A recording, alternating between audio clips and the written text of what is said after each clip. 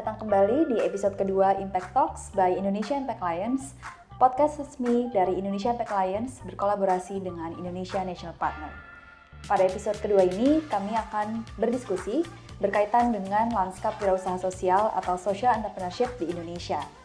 Nah, untuk membahas itu, kita sudah kedatangan CEO dari Instellar, perusahaan konsultan berfokus pada kewirausahaan sosial dan dampak di Indonesia, yang juga adalah chairperson dari Indonesia Impact Alliance. Silakan Mas Romi Cahyadi, selamat datang dan terima kasih sudah join diskusi kita di hari ini. Halo Atika, senang bisa ngobrol-ngobrol hari ini. Ya, senang banget. Nanti kita bisa banyak membahas lah ya. Dari pengalaman Mas Romi yang sudah cukup lama nih di kewirausahaan sosial di Indonesia. Ya.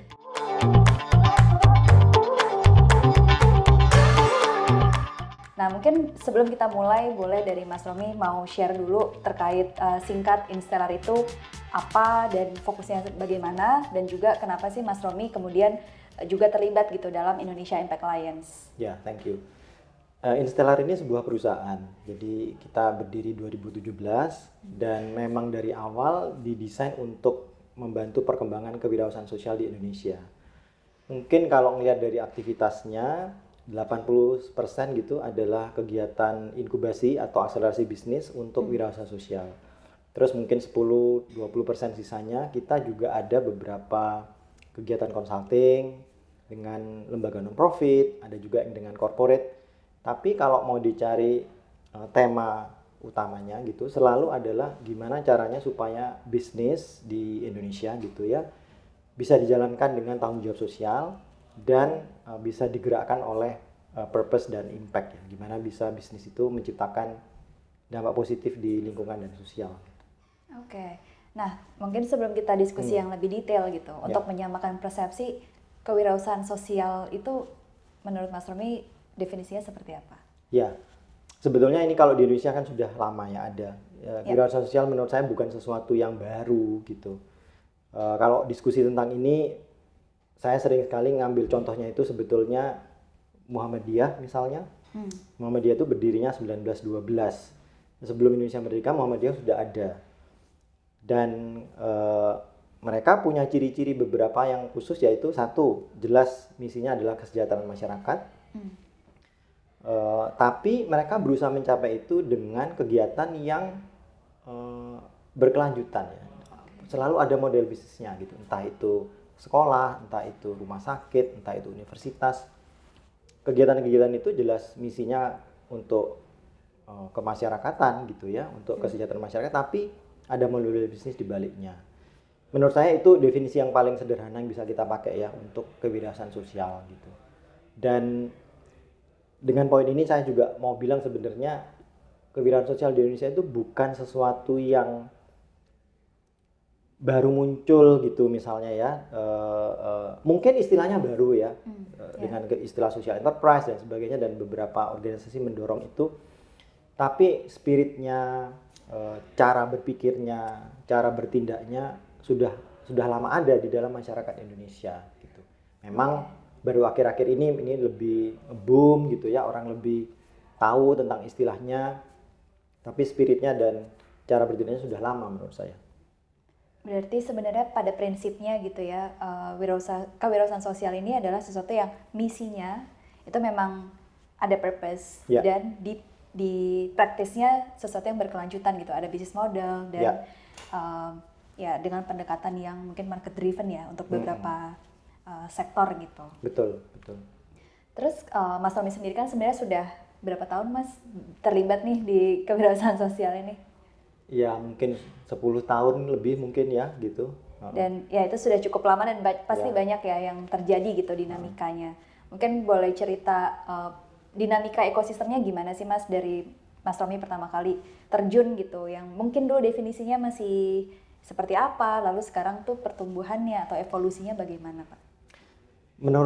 Menurut saya yang paling menarik adalah bahwa sekarang ini yang mengakui dan menerima gitu ya tentang kewirausahaan sosial itu bukan cuma salah satu pemangku kepentingan saja gitu, tapi banyak gitu.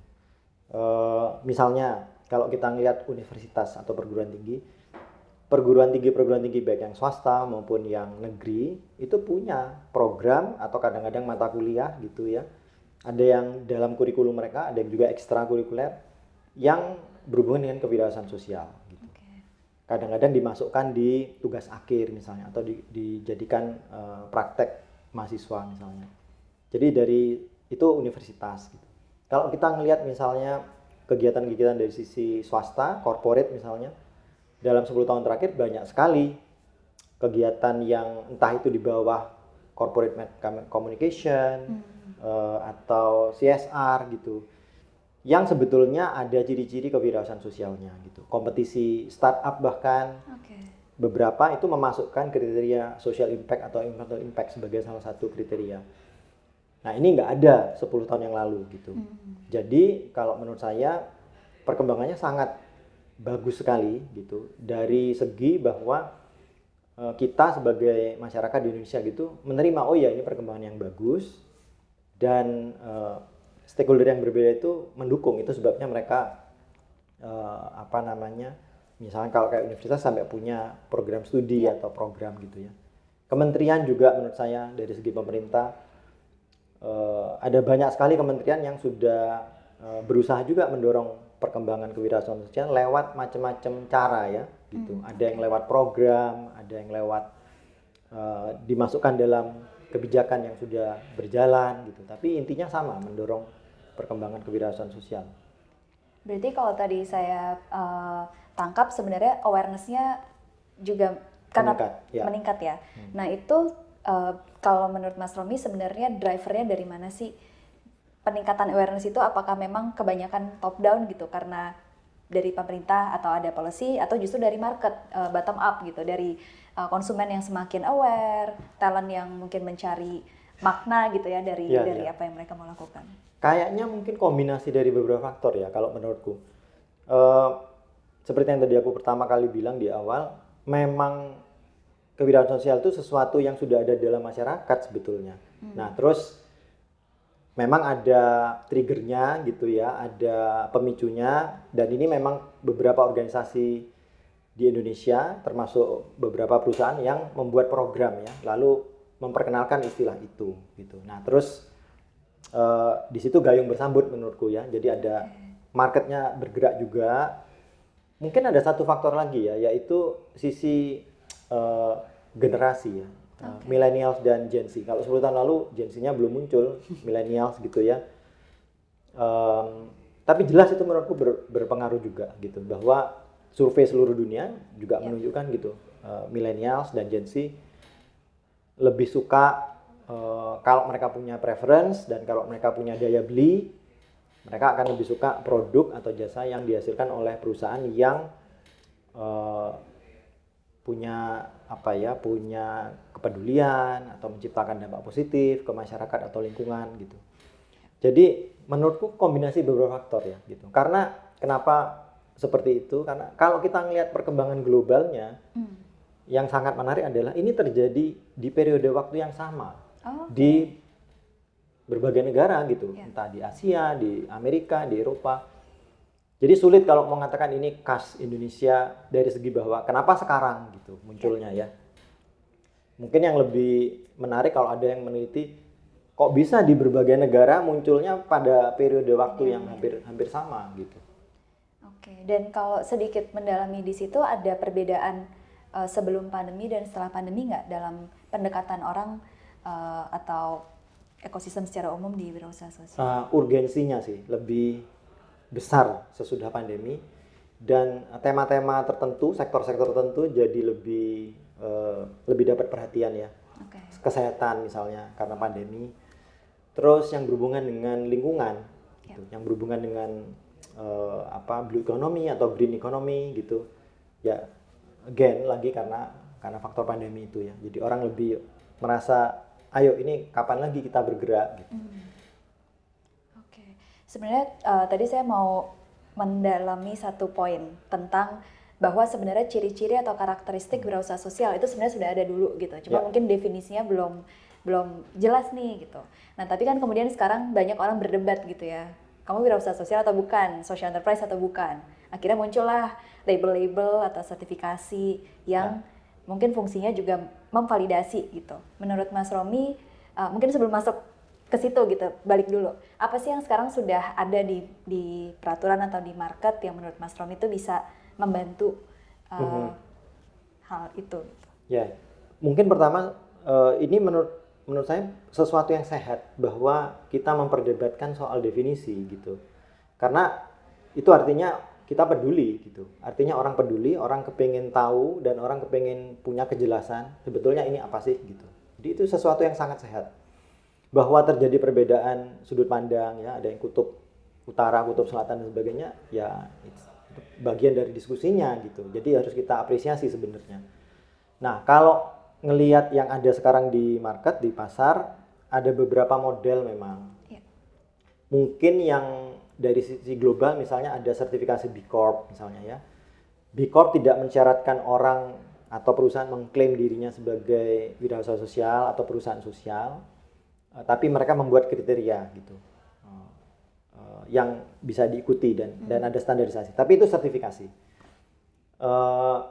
Ada beberapa negara yang pakai sistem yang agak berbeda. Mereka bukan pakai sistem sertifikasi, tapi rekognisi. Jadi semacam pemerintah di beberapa negara itu ngasih kesempatan kalau mau boleh gitu perusahaan mendeklarasikan dirinya, menyebutkan dirinya, oh kami social enterprise misalnya gitu, kami wirausaha sosial. Tapi hanya mendeklarasikan aja gitu. Jadi pemerintahnya tidak mengatur lebih detail gitu ya. Di Inggris misalnya nggak ada itu pendaftaran khusus tentang social enterprise dan diatur oleh pemerintah. Di Indonesia sendiri, menurut saya menarik kali perkembangannya karena beberapa teman-teman kita sejak beberapa tahun terakhir kan mendorong supaya pemerintah juga mendorong lebih positif ya gitu. Dan sekarang di Kementerian Hukum sudah ada pengakuan, ada status badan hukum untuk PT, untuk perseroan terbatas, kalau mau diakui sebagai wirausaha sosial atau social enterprise. Menurut saya ini sesuatu yang positif gitu, karena itu artinya dari negara, pemerintah memberikan pengakuan legal gitu kepada teman-teman kita yang bergerak di sini gitu. Ya, dan tapi tentunya ada risiko juga ya, justifikasinya apa gitu kan? Betul. Teman-teman memang nanya tentang itu ya gitu. Oke, kalau kami mendaftarkan gitu di Kementerian Hukum sebagai wirausaha sosial, sebagai social enterprise, terus manfaatnya apa? Biasanya yang tanya pertama manfaatnya ya gitu. Apa dapat apa nih gitu kalau kami mendaftar sebagai wirausaha sosial gitu. Dan sejujurnya ini mungkin juga ya ini situasi kita lah di Indonesia gitu. Kalau pertama mungkin harus diakui dulu kalau kewirausahaan sosial itu berkembang akan ada banyak sekali masalah sosial dan lingkungan yang terselesaikan ya. Karena kan memang dia muncul karena eksternalitas kan dari kan ada kalau kita ngeliat 3 pilar gitu, ada pilar negara, pilar pasar, swasta, sama satu lagi kan civil society lah, masyarakat sipil. Nah, tapi 3 pilar ini nggak selalu bisa menyelesaikan masalah yang ada di masyarakat. Itu sebabnya terus muncul kan yang si social enterprise. Jadi masuk akal sebetulnya argumen kalau mengatakan, hey harusnya social enterprise ini dapat manfaat lah gitu, karena dia menyelesaikan masalah yang nggak diselesaikan oleh negara, pasar dan civil society.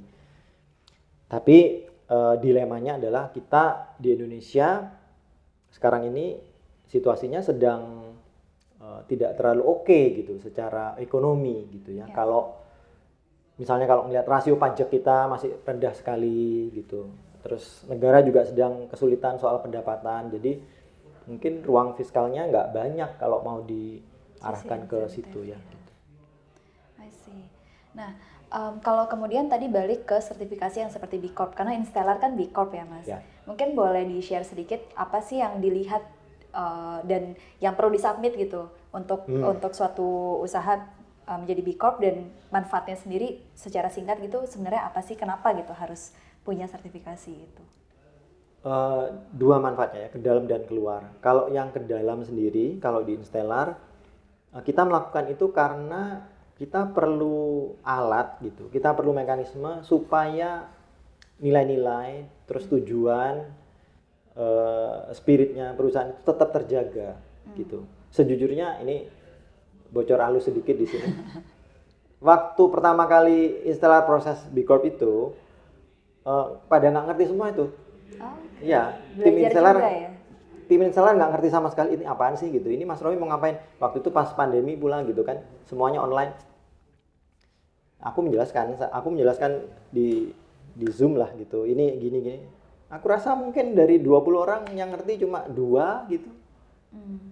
Terus ya sudah, tapi kita jalankan kan prosesnya, sertifikasinya. Baru sesudah dapat sertifikasi, baru semua orang senang. Oh, Gitu. oke. Oh ya, kita walaupun nggak tahu ini senang dapatnya apa sebenarnya gitu. Nah, baru sesudah itu edukasinya berjalan lebih efektif sebetulnya karena sudah dapat sesuatu, sudah dapat tangible gitu sesuatu. Ya, dapat sesuatu. Ini kita dapat apa sih gitu. Dijelaskan ulang, ini sebetulnya pengakuan dari pihak luar bahwa tata kelola kita, praktek-praktek bisnis yang kita lakukan itu memenuhi poin-poin tertentu gitu ya, kriteria tertentu yang itu menunjukkan kita melakukan tanggung jawab sosial kita juga menciptakan dampak positif gitu ke luar. Ya. Terus ada kebanggaan di situ. Nah, sebetulnya yang dicari di awal itu sih gitu. Oke. Ini manfaat internalnya ya gitu, bahwa karena orang bangga, terus orang akan mau memelihara kebanggaan itu. Dengan begitu perusahaannya bisa tumbuh dengan tetap punya hal-hal yang mau dipertahankan itu gitu, nilai-nilai, visi dan sebagainya gitu. Kalau keluar secara eksternal benefitnya lebih dari sisi membantu waktu kita komunikasi. Oke.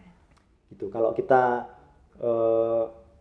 dalam proses misalnya marketing gitu atau business development ketemu dan kenalan dengan organisasi lain atau perusahaan lain, cukup membantu dan memudahkan. Waktu kita bilang, kami B Corp certified gitu misalnya. Jadi tim sales marketing atau business development-nya Instellar juga senang tuh waktu dapat sesuatu ya bisa nih dijual ya, ditaruh di company profile, ditaruh di website dan seterusnya. Kalau mereka perkenalan mereka nyebutin itu gitu.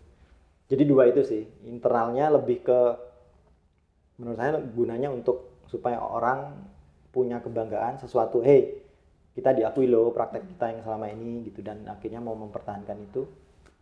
Terus kalau yang eksternalnya membantu pengakuan ya untuk pihak luar. Ya, dan penting juga karena B Corp itu global recognition kan, Ya. jadi standar gitu ya secara global. Betul. Nah, berikutnya sebenarnya mau masuk ke Instellar sebagai pelaku ekosistem nih di wirausaha sosial gitu. Tentunya kan tadi dengan dinamika pemain yang berubah misalnya atau mungkin talent yang berbeda gitu. Apa sih tantangan Instellar sebagai ecosystem builder untuk kewirausahaan sosial di Indonesia ini? Mungkin secara singkat Mas Romi ada ini. Menurutku tantangan utama tetap adalah soal keberlanjutan atau sustainability. Tetap masih tentang itu. Kenapa begitu? Karena model bisnis ini yang dilakukan atau dipilih oleh Instellar sekarang ini bukan sesuatu yang sudah terbukti dalam jangka panjang gitu. Bahkan di seluruh dunia ya gitu. Ya. Kalau kita cari di market lain misalnya gitu di Asia, jarang sekali model bisnis seperti yang dipilih oleh Instellar itu bisa bertahan lama gitu. Kecuali kalau ada support dana yang tetap gitu. Misalnya program yang dijalankan oleh sebuah lembaga non-profit atau dijalankan oleh negara misalnya gitu ya. Inkubator misalnya yang dijalankan oleh pemerintah misalnya di beberapa negara, itu akan bisa bertahan. Tapi kalau model bisnisnya seperti yang sekarang ini, tetap masih menurutku, dan ini jadi tantangan semua pemain ya gitu, nggak cuma Instellar aja sejujurnya.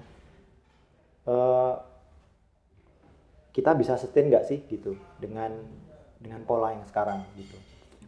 Tadi diskusi juga tadi pagi-pagi dengan beberapa teman soal ini sekarang berubah nih gitu cuacanya gitu ya, di Amerika gitu misalnya ada situasi seperti itu di Indonesia gitu, dan ini Indonesia sama Amerika sama-sama presidensial sistemnya gitu. Berarti akan bertahan selama 4-5 tahun ke depan seperti ini cuacanya gitu.